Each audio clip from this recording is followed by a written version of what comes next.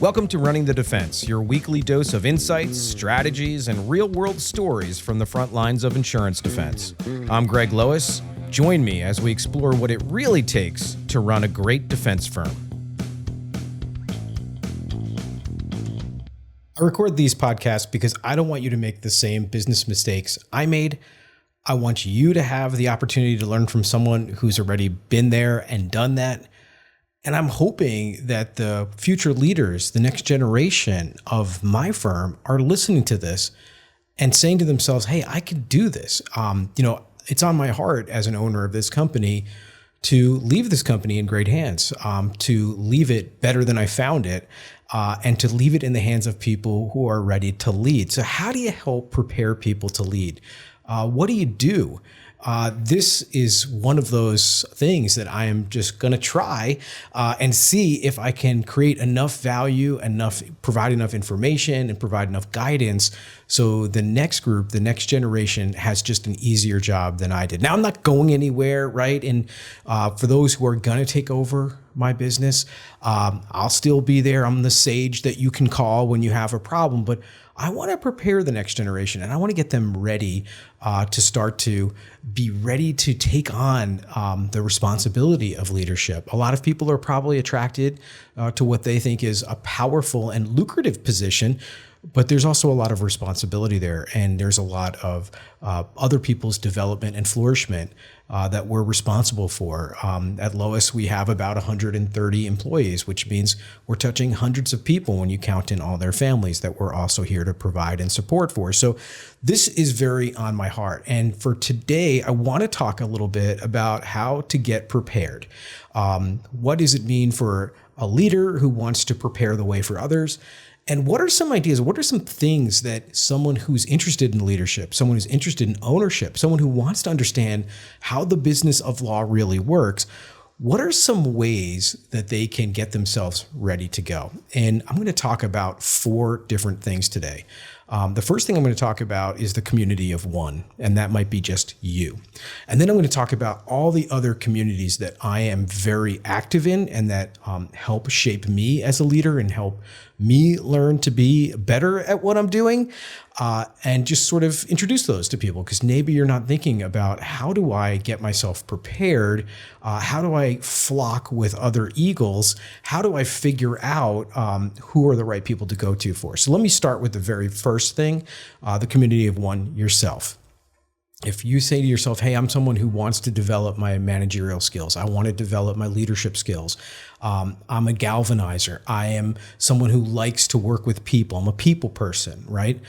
Famously, the guy or the lady who founded the Container Store said, all the people that work at Container Store are of 2 types. They're either a box person or a people person, right? And the box people like to be managing inventory and using the computer and maybe doing all those types of things, but they don't like interacting with people so much. And then the people like working with other people. Well, I got to tell you something. If you're thinking about management or leadership, you have to be a people person. And that might not be natural to everyone. And how do you develop those skills and how do you grow those skills? So let me tell you how you can start with yourself. Maybe you don't have someone that you're managing or leading. Maybe you're not ever been in a leadership position. How do you start to grow or develop that skill? And the first thing I would tell you is you're going to have a great opportunity to educate yourself. If you look behind me, so right now I'm in my my home office and in my home in New Jersey, and you can see behind me all my books and my bookshelves. And if you look at those books, 99% of them are either motivational self-help books, management handbooks, how to run your business type books. And there's some great authors that I would point you to, the people that have made the biggest difference. The first one I'm going to point you to is Patrick Lencioni. Got to read everything he's ever written. Start with the motive. That would be my advice, because that's really about what should be in the heart of a leader. And, I don't want to give it away, but he essentially says you have to have the heart of a servant. So, that's the first place to start. Start with Lencioni. He's got a lot of great books. His book, The 5 Dysfunctions of a Team, is awesome. He just came out with a new book recently. It's called Working Genius.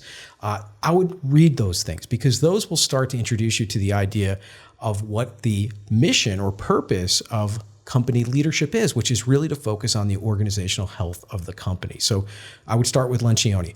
And then I would start to read some of the classics. The classics are like the Jim Collin books, From Good to Great, again, focusing on what does the leader have to bring to an organization to take the organization to where it needs to be. And then you could start to delve into all of the other business books that sort of that you'll start to see your Kindle reading library will start to suggest them to you. The Stack books, the Michael Michalowicz books, all of these types of books that talk to you about what are the things that a leader needs to be thinking about and how does a manager serve the broader mission. So I would tell you the first place to start, if you're saying to yourself, like, I think I might want to own a law firm someday, or I'm not happy where I'm in and where I'm at right now, and I'm thinking of joining a new firm or becoming entrepreneurial and starting my own firm, I would tell you to take out that library card or dust off your Kindle and start to read some of these management process books, because they will start to get you into the right mindset and they will start to help you develop that thing that you need, which is to have some fluency with the requirements of leadership or management. All right, Greg, I don't really like reading all these books. I'm not a big reader. Now I am, right? I mean, most attorneys are. I'm a great reader, and I voraciously read. I'm reading always at all times fiction books and nonfiction. I just love to read. Maybe you're not. Or maybe it's inconvenient to read. You don't have the time. My second thing I would tell you is you can get all these books on audiobooks. So if you're mowing the lawn or you're walking the dog, and you can take it chapter by chapter, and that's something as well. An even better resource, which is it's more cost efficient because they're almost all generally free, is podcasts. And today I took out my phone because I wanted to look through here and just talk about some of the podcasts that I listen to all the time, which are super helpful and that are like on point. Okay, so one of the podcasts that I'll point you to is the At the Table podcast with Patrick Lencioni. Again, he is the guru or the expert of experts on organizational health, and he puts on a great podcast. It's infrequent, like it's not every week, it's not every month, and in fact, he did take like a hiatus for like 6 or 8 months where he didn't podcast at all. But I would start going through that. They're pretty digestible. They're pretty short. He does them with a partner named Cody that, asks him questions. In the past, he had like a whole zoo crew that he did it with. Not so great, but the recent ones are really authentic and really awesome and useful. So I would recommend that podcast. Another podcast that I listen to just because he's got great ideas, it's not always transferable, is the Craig Groeschel podcast. I think he's predominantly in the faith space, but a lot of the people that he has on, and obviously if you're familiar with Craig Groeschel, the conference that he puts on once a year, I mean, it's awesome. Then I like to listen to podcasts in my car, and my kids get kind of into them. Now I have a 15, almost 16-year-old daughter, a 14-year-old daughter, and a 12-year-old son. And so this is kind of tough. They're right in the age where they're starting to be like interested in, hey, what does dad do and how does this all work? And I've been playing the Business Wars podcast a lot. And that podcast usually talks about two businesses that are competing with each other. A lot of them are like on fun topics. Like the first season of it was on Netflix versus Blockbuster. It's just a good way to get yourself into starting to think about the competitive space, how you do a strength and weakness sort of analysis of yourself and maybe your competitors, and starting to think about the market you serve as broader than just your clients or just the market that you're currently serving, and start to think about segmenting. So that's a really fun one. David Senra has a podcast that I love. It's called The Founders Podcast, in which he interviews founders, or he talks about books he's read about, biographies that he's read about founders, and sort of distills it down into their mission and story. And if I could point you to just one episode of that was especially powerful, was the Estee Lauder podcast that he did. It's just absolutely phenomenal. The next one I'm going to talk about, How I Built This, with Guy Raz. Guy Raz will interview a business owner or a founder and say, like, what were the struggles you had to overcome? And man, that's been really useful to me. Sometimes you just don't feel like, hey, everyone's going through the same struggles. But when you listen to that podcast and you see that, hey, maybe even some of your business heroes have had the same problems and challenges you've had, and how did they overcome them? So that's a great one. I also listen to everything, and I've read everything that Steve Preda, Preda, has ever written. Absolute genius. Unfortunately, his podcast is not the best, but a lot of his ideas come through. He just did a podcast where he interviewed Michael Gerber, the guy who drafted the book, The E-Myth. So that's an amazing podcast to listen to. I think that's one of the best. And the last one I'll talk about for attorneys in particular. I'll get two more. I got two more. The other one is the Attorneys Podcast by Steve Riley. It's called Great Practice, Great Life by Atticus. And he's an Atticus. He leads the Atticus organization, or he's one of the leaders of it, which I'll talk about in a minute. And that's just a great podcast because he interviews amazing attorneys who have done amazing things and talks about the challenges specifically of running a law firm. So I point people to that one. One of the most recent episodes he did was actually a two-parter episode where he had John Morgan on as his guest. So if you want to get inside the mind of John Morgan, that's an awesome podcast to check out. Okay, and then the last one I want to give you is a little bit of a weird podcast for business owners, and particularly for me as a lawyer, right? Because this one doesn't make a lot of sense, but it's the Tommy Mello Home Service Expert Podcast.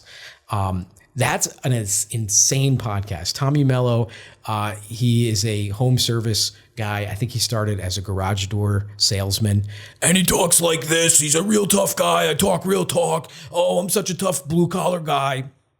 But he's got amazing business ideas, some really unique ideas, and some really interesting and unique guests. So I can't recommend it enough. My friends who own businesses that are in the home services space, they've all heard of Tommy Mello. Like, he's super famous. He wrote a good book. The book is called Elevate, which I can also recommend as a very good book. Unfortunately, the part of the book that's very thin is on compensation planning, but the rest of the book is, really, really strong. And his podcast is excellent, and he does a good job of it. So that's one a little out of left field, because you're saying, like, why is a lawyer listening to podcasts that are designed for people that own plumbing, electrical, and other kinds of home service industry businesses? But that's something I'm just going to have to tell you, that if you want to have the leadership mind, you got to be curious, and you got to see what's going on in other industries as well. We don't want to just put our blinders on and always be focusing on lawyering as like the only business you could possibly be in, and it's somehow unique in some kind of crazy way. That's not it. All right, the next thing we're going to talk about. So now we've talked about, how do you educate yourself? How do you become that community of one? And how do you get yourself sort of ready and explore this without exploring it? So that's one thing. And then the second thing that I can talk about, or the second group of categories, what kind of communities can you join? What kind of group can you build around yourself? What kind of people do you want to associate with and learn from, and who are the best people to learn from? So this has been enormously important for me in my development. One of the things you may or may not know about me is that I got introduced to car racing a long time ago through a friend. I got very excited about it, and I did what everybody does and goes out and buys a sports car to start competing on these closed track events. Well, I wasted a lot of time and money until I got a great coach. And then another great coach, and then another great coach, and another great coach. Because the truth is, we all need coaches, and we all need accountability partners. We just do. Nobody's born an innate, amazing entrepreneur. Yeah, maybe some people have more entrepreneurial drive, but solving the kinds of problems that you're solving, and the real job that we have, right? The organizational health job is really, at its core, it's taking care of people. Like, that's it. And if you're not great at that, you need to surround yourself with some other people who've been in the trenches, who've experienced it, that you can get shoulder to shoulder with in real places, like in meat space, not just online. Like, online's great, okay? But people that you can ask questions of, that you can have conversations with, and ultimately form some friendships, relationships, and bonds with, so that they start to hold you accountable. So the first thing I did, one of the first things I did, was I joined a community called Atticus. And I came across an amazing coach and mentor at Atticus. Her name is Cami Hauser.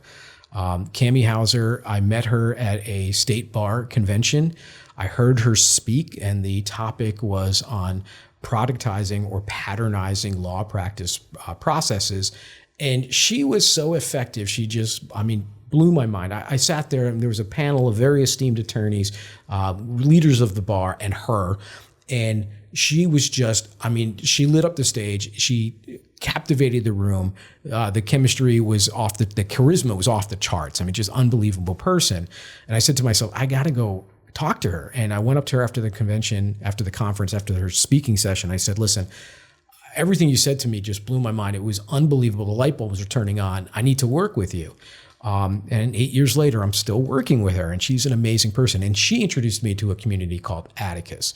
Atticus is for attorneys. It is it's really like a mastermind community where you can join a group. They have different groups they meet regionally. The challenge of Atticus is, for the new entrant is it's costly. You have to make a big commitment, and that commitment is time. For a long time, all the groups would only meet in Orlando, so you'd have to fly in to have your group meeting.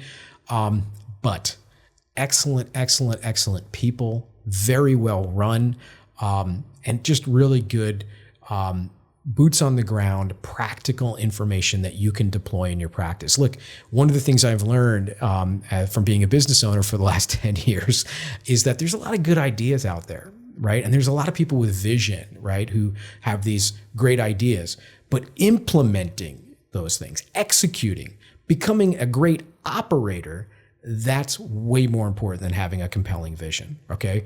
The compelling vision that got me to start my law firm, I said, look, we could do this better than we're doing this right now. I need to start my own firm so I can be in control of this process and own it all the way down to the metal, and I want to do a better job than everyone else. That's a great vision, right? That's a great motivator, but you've got to operationalize that. You've got to take that vision, that idea, and you've got to make it practical and operable, and you have to translate it to people in a way that makes sense, that's simple, it's straightforward. You've got to bring clarity. It's so hard to do. It seems easy. Believe me, I know from the outside it seems easy. It's very hard. Atticus is a place that focuses on practical patterns, practical operational things you can do, and was just a great place. So, if you're a starting out business owner, if you've got your first $1 million in revenue and you're saying, hey, where do I find this great community of people that are open, that are on the same climb as me and who want me to succeed and want to help me? Atticus is a place that I would go and check out. So you can look that up. Second thing, another second community that I'm a part of that I'm really proud of and that I really get a lot of energy from is called the Gavel. The Gavel is a community of defense lawyers, very selective. They only allow in one firm per state. So it's a national organization, national reach, and it's only taking in the best of the best attorneys. It's an amazing educational resource. The Gavel to me is where I pick up tips and tricks and ideas that we're going to patternize and then weaponize in our cases so that we're more effective litigators. And so on a lot of levels, it's helped us sharpen that saw and be ready to be better litigators. But on the other side of it, when you're at the Gavel, I know that I'm there with the high performers, the high achievers at these law firms. A lot of them are owners of law firms like me. Many of them are the senior leaders of these law firms, and a lot of them are their best technical litigators. And so we'll sit there and you'll talk business with people, and we will talk about, hey, what's going on with your AR? What percentage of your write-offs are you seeing? What are trends that are starting to develop? And that's the sort of strategic insight that for a firm like mine of 50 attorneys and 130 employees, getting that broader national perspective, super useful, but also super great group. I mean, what a great group of people that are so collegial, so open, so transparent.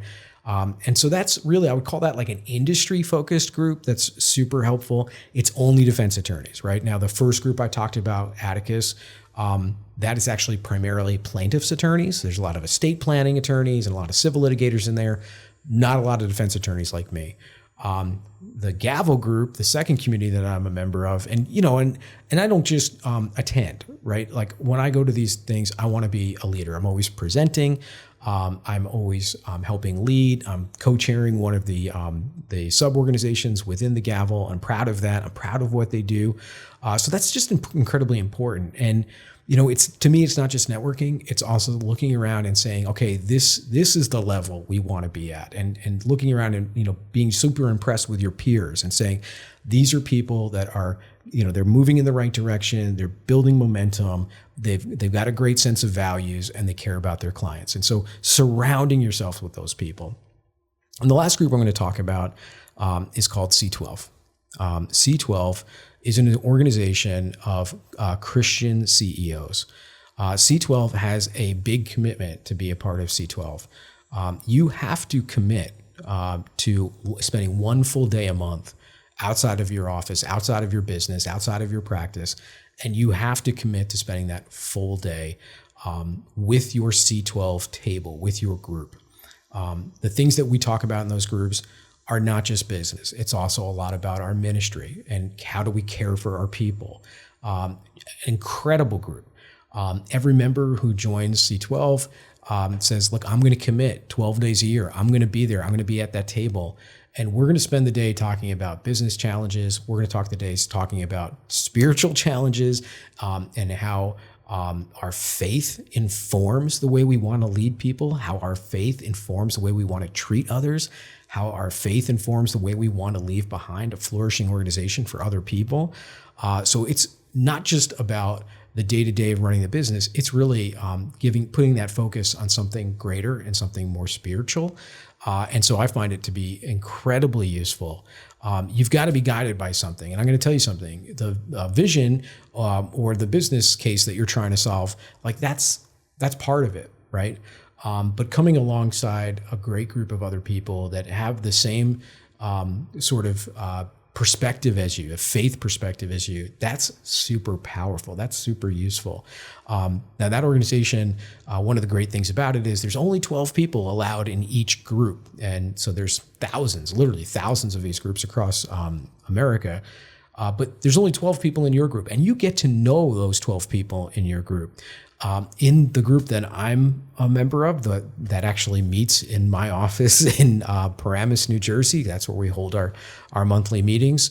My group, I am not the biggest business. I'm not the smallest business.